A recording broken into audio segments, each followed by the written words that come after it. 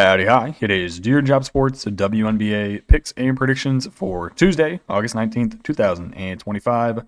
We are looking at the best bets of the day. Let's get into the video. All right, first things first, got to recap the previous day's results. Finally, we have a good day in the WNBA. No more of this 2-2, 4-5, 5-4 kind of nonsense. We go 10-3, bringing our season record to 281 and 260. We did add a team to the ban list. This Sparks team is down horrible. They hired a defensive coach about 2 weeks ago, and ever since she's been on the roster, they haven't played any defense. So I think you need to fire her and then just hire somebody else. Or just play zone defense, because this man-to-man nonsense is not working. But besides that, I'm going to recap these games. Then we'll get on to the 5-game slate we have for tomorrow. First winner this game, oh my god. Connecticut Sun, we had them plus 7.5. If you checked at halftime, you probably already marked it down as a Connecticut Sun win. You would have been wrong. At one point, they had a 21-point lead in this game.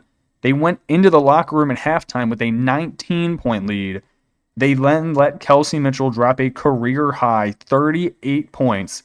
Fever win the game. The Sun almost didn't cover. Final score, Indiana 99, Connecticut 93. How you blow this big of a lead, I don't know. Bad news for Indiana, though. Sophie Cunningham, it looks like she tore something in her leg. As of me recording this video, she got an MRI today. The results of that have not been posted yet. It didn't look good, though. It looks like she is injured good. So, this team really might be screwed. I mean, your starting lineup would be Odyssey Sims, Kelsey Mitchell, Lexi Hall, Natasha Coward, Aaliyah Boston. Your bench would be Turner, Dantas, Bibby. That bench is horrible. All right, next winner would be the over, 169.5. This is where the Sparks defense came into play. They allowed the Washington Mystics to score 95 points. They shot 59% from the field, 55% from deep. They lose the offensive rebound battle. They lose the turnover battle 18-8, but they win the game 95-86. This Mystics team, they trade away Brittany Sykes. They trade away Aaliyah Edwards. They kind of look better. Shakira Austin did play limited minutes though. She only touched the court for 14 points, 6 rebounds, 3 assists, 6 of 7 from the field, 2 blocks. She's pretty good. Shakira Austin knows what she's doing. Next game, Aces minus 9.5, over 169.5. This was closer than I thought for the first half. Wings kind of held on, and then at the end of the game, they just couldn't do it anymore. Final score, Las Vegas 106, Dallas Wings 87. If there's one person I'm going to touch on for the Dallas side of things, Maddie Siegrist can hoop. She was injured for the first half of this year. I did not know your game was like this. Maddie Siegrist, 11 of 15 from the field. Her most recent games, she's dropped 23, 15, 22, 9, 15, and 13. That's a lot of points for a person who early on in this season, when she did play, would play like 10 to 12 minutes off the bench. She is looking like she could be a real piece for someone coming maybe the expansion draft. If they don't keep her, they probably will keep her though. But yeah, she's good. Aces side of things, Asia goes for 34. Kirsten Bell goes for 18. Melissa Smith, 14. Chelsea Gray had 14 assists, 1-4. Jewel Lloyd, double-digit points. I mean, this team is absolutely clicking. Next game, Mercury minus 1.5, over 163.5. They played at the Seattle Storm. They kind of had the lead the entire game. First quarter, 20-17. Third quarter, 23-20. Second quarter, 24-23. Fourth quarter, they lose by 4, but they win the game by 3. Alyssa Thomas, another triple-double. That is the third, maybe the fourth one of the year. How is she has to be the MVP. If you take Alyssa Thomas off this team, they are not a 500 team. They are very bad. It's either her or Asia. Nafisa hasn't played enough games recently. Her team is continuing to win. If we are purely talking about the most valuable player on the team, without a shadow of a doubt, it has to be AT or Alyssa. Or Asia. AT is Alyssa. That it has to be one of them. Nafisa, no. Her team's already good enough. No. No. 2-player props we hit. Nneka Ogwumike, points and rebounds over 24.5. She had 24 points and 8 rebounds. Combine those, you get 32. She was really the mainstay today for the Seattle Storm. You had others who tried to help. So Gabby Williams goes 6 of 14. Ezzy goes 3 of 7. Dominique Malonga only played 17 minutes. Why are you only playing Dominique Malonga 17 minutes? She is your team. She is the youth. She should be down there boxing out, banging it down low with Bree Jones and Brittany Griner. Get this Ezzy Magabor stuff out of here. Give me Dominique Malonga. Then we had Bree Jones, points and rebounds over 17.5. I think she had like 23. Let me go find that game real quick. Bree Jones finished with 22 points and rebounds, 13 points, 9 rebounds, 7 of 8 from the free throw line. Didn't really shoot the ball that much, but when she did, she was getting hacked up. So shout out to Bree Jones. Next game we had was the Atlanta Dream at the Golden State Valkyries. Finally, the Valkyries lose and don't cover. Atlanta 79, Golden State 63. When Golden State's not hitting their three-pointers, their team is disgustingly bad at basketball to watch. 35% from the field, 24% from deep. They had 9 turnovers. They lose the rebound battle by 19. That is their big problem. They do not have enough size to rebound. I mean, you gave up 9 boards to Bree Jones, 6 to Griner off the bench in 15 minutes. Ryan Howard got 5. Naz Hillman got 5.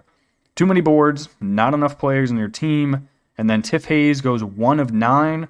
You could also add Janelle Salon going 2 of 7. Xander Lassini 3 of 10. I mean, the only person who shot 50% on their entire roster was Kate Martin, who went 3 of 6 off the bench. Not good. All right, now we'll get to the losers. We had the under 164.5 in the Fever Sun game. This was looking really good until Kelsey Mitchell just got put in an absolute isolation chamber and cooked the entire Sun team. I mean, they had 29 points at halftime, the Fever did. They scored 55 in the second half. Absolutely popped off, went into overtime, final score landed 99-93. This next team, Sparks, minus 3.5. They are now on the ban list. I don't know what to say. How do you give up 95 points to the Mystics? You have one of the best interior defenders on your team. You only played her for 12 minutes. At some point, Lynn Roberts is going to have to realize we cannot play Azare, Rakia, and Hamby all at the same time. I think you have to take Azare out and just go, zone defense and just put Cam Brink in the middle. Or even, you could play Azare, Cam Brink, and Hamby on the court all at once. You go zone defense, put them on the bottom. You put Rakia Jackson, Kelsey Plum up top at the 1-2. You just swing it left to right, and you trap when they put in the middle. Like, that's what you're going to have to do, because you cannot play man-to-man defense. You just gave up 95 points to a team of rookies. Not good. Not good. Then we had Azare, points and rebounds over 20.5. She didn't do anything. 29 minutes, 6 points, 2 rebounds. That is it. Granted, there was not many rebounds to get as the Mystics shot like damn near 60% from the field. But still, she didn't do nothing. 6 points, 2 rebounds, 3 and 9 from the field. No bueno. All right, that is the recap. Let's get on to the picks for tomorrow. All right, first game, here we go again. Minnesota Lynx, New York Liberty. At this point, I'm kind of just locked into the Liberty. I've taken them the first 2 games they've played against them. I've been wrong both times. I am not going to take the Lynx and then the Liberty win, and I just get all mad.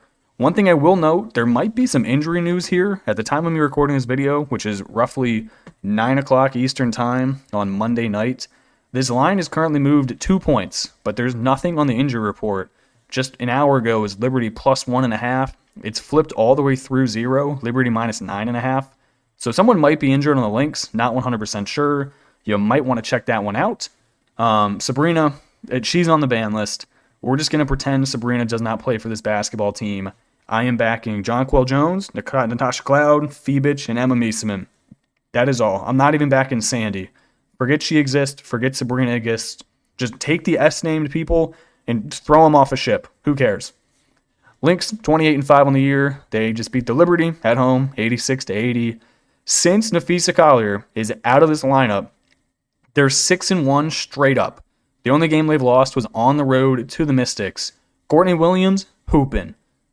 Besides the last game, Kayla McBride, hooping. I've been really impressed with Jessica Shepard down low. Alana Smith's always really good.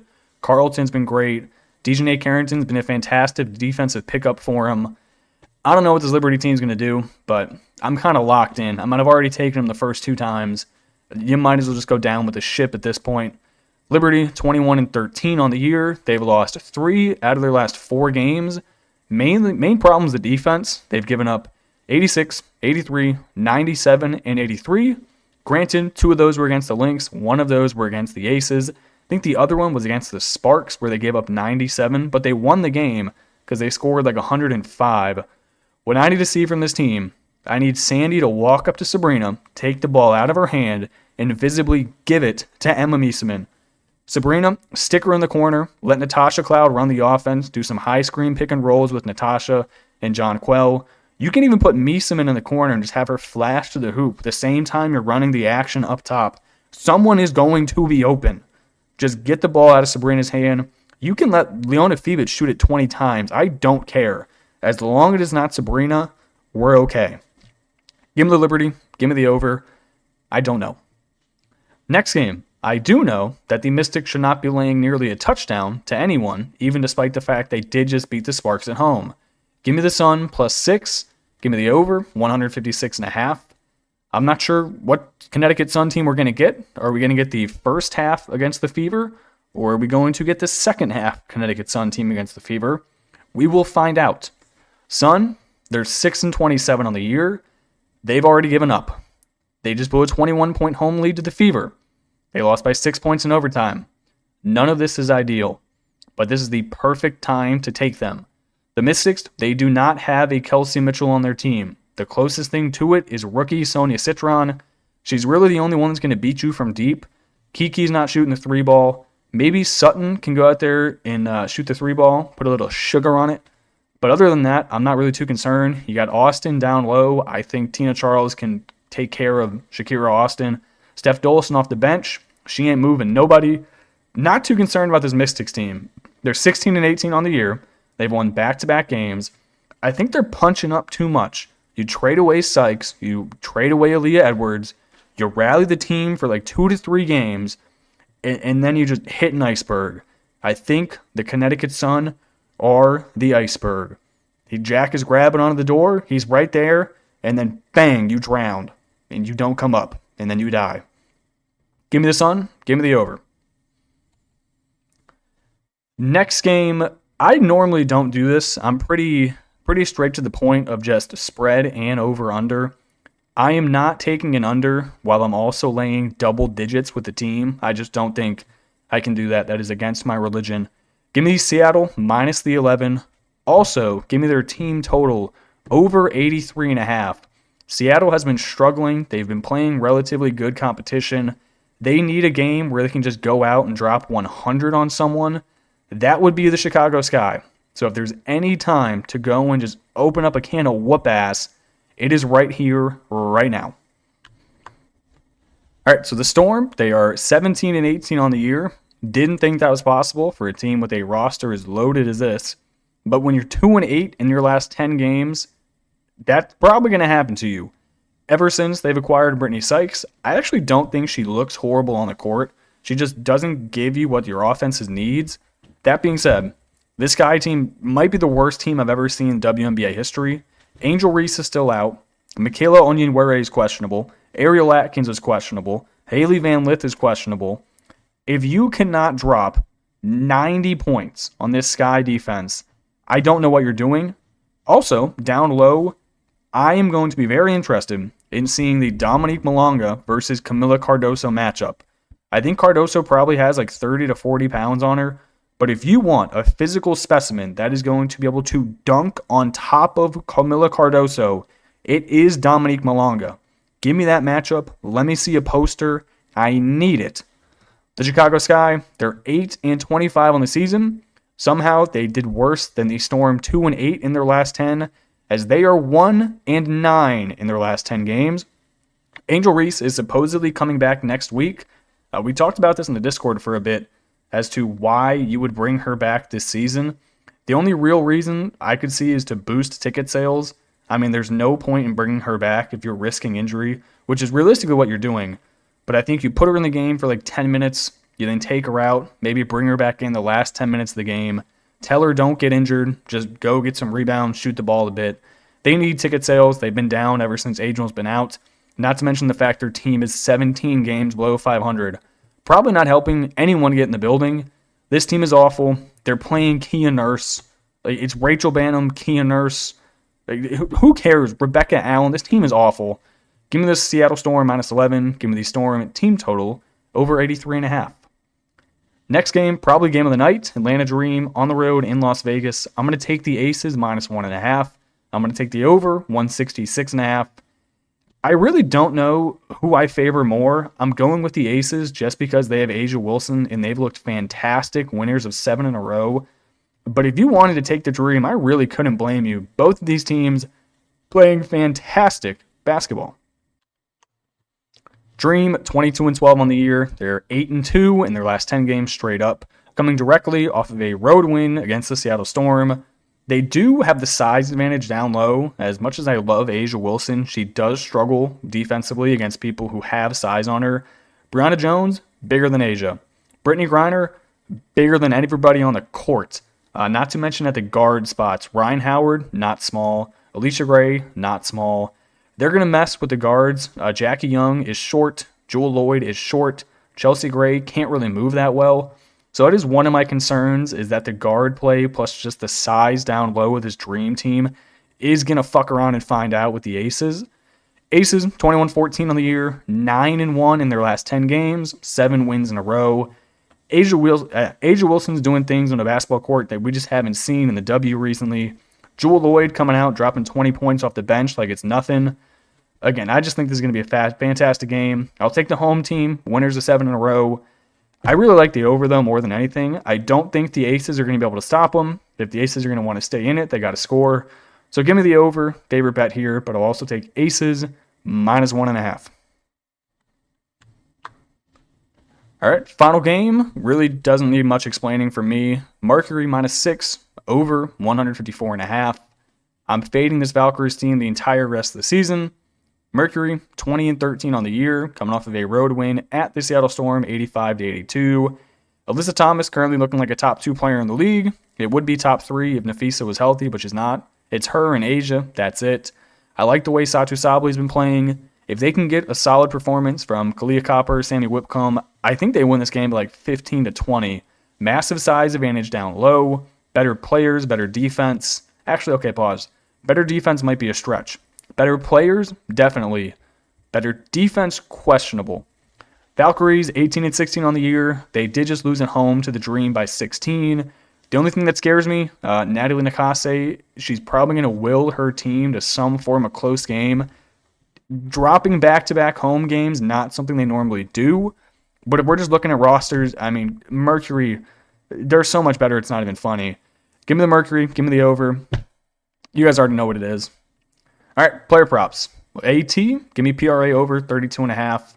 This number is too low. If you watch a Mercury game, she touches it, no exaggeration, every single time down the court. If they make a three-pointer, it is simply just a high screen pick and roll with Alyssa pretending to drive to the hole. They kick it out to whoever set the screen, and then it's just open season from deep. Basically, everyone on their starting unit can shoot it. You have to worry about Dewana Bonner off the bench, Sandy Wilk coming in the unit, Satu Sabli. Kalia Copper doesn't really shoot the 3-ball, but she can. Next prop, first time player on the prop list, Anissa Morrow. I'm going to take her 8+ rebounds, currently sitting at plus 100 on FanDuel. She's been absolutely killing it in the rebound department, kind of like baby Angel Reese. She has hit this number in her last 3 games, 2 of them being 12+ rebound games.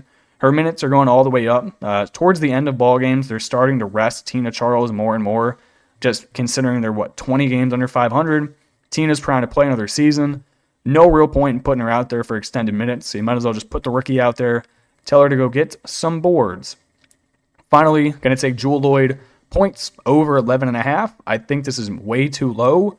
Jewel off the bench has activated some Super Saiyan bullshit kind of mode where she just can't miss. She's hit this number 6 out of her last 8 games. Should be a solid one between her and the Dream. So I will take the over 11.5. All right, that's going to do it for me in this video. I appreciate you guys watching and tuning in, and I will catch you in the next one. Peace.